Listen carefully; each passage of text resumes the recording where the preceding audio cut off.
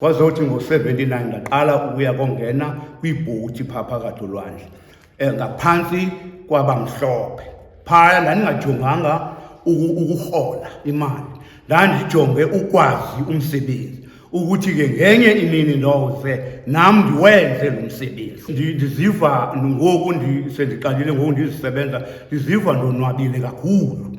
Ngoku sendiyakwazi futhi nokuthumunya nam enze yonke into, mna ndizihlalele phantsi nje kuphela aqhubeke umfana wam ngoba unazo ii-qualifications.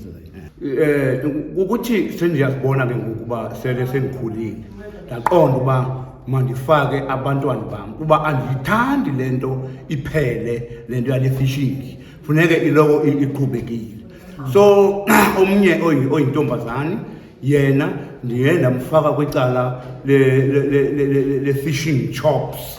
Lona umfana wam yena ndaqonda uba ndimfaka kule nto yeebhoti, yokuba makafunde kwiibhoti. Lo mfana wam sendimqeqeshile, ndamsa nakwezinye iindawo.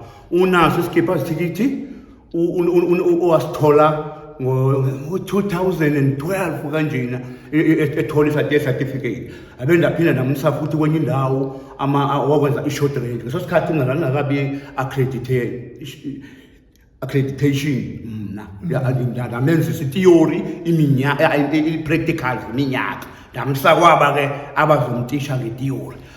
Uphinde phaya abe ne-firefighter certificate, abe ne-first aid certificate. But into endiyithandayo, uye wangena kakhulu kuyo le nto, wayithanda ngoba kwasesikolweni ndamfundisa ngayo, abantu abambonke befundile nje ndibafundise ngayo le nto.